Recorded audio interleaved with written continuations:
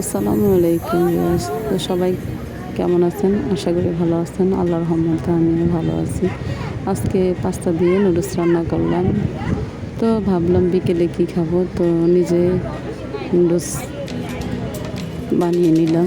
তো প্রথমে ডিম একটা দিয়েছিলাম, পরে আবার আরেকটা দিয়েছিলাম, 2টা ডিম দিয়ে অল্প করে আগে পাস্তাটাকে সিদ্ধ করে নিলাম। তো পরে নুডলসটা দিয়েছিলাম। তো এখন মশলা নেড়ে চেড়ে নেব। আসলে দেখতে থাকুন পাস্তা কীরকম হয়। অবশ্যই লাইক কমেন্ট শেয়ার করে দেবেন ভালো লাগলে। আর আমার আগের আগের ভিডিওগুলো যেভাবে হোক ডিলিট হয়ে গেছে। তো আশা করি সবাই আমাকে ইনশাল্লাহ সাপোর্ট করবেন।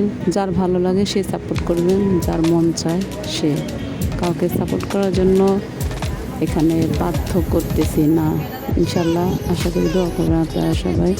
পৃথিবীতে আসলে আল্লাহ আমাদের সৃষ্টি করছে। আর আমরা যদি আল্লাহ থেকে কাউকে বেশি ভালোবাসি, তা আসলে ওই ভালোবাসার মানুষটাকে আল্লাহ কেড়ে নিয়ে যায় চিরতরের জন্য।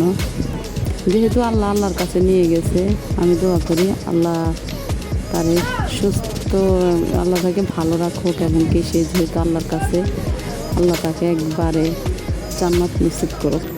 আমি দোয়া করি আল্লাহ তাকে সব দিকে ভালো রাখুক। তো আল্লাহর কাছে অশেষ রহমত, আমি আল্লাহর দয়ায় ভালো আছি। তো ইনশাল্লাহ ভালো থাকবেন আপনারা সবাই।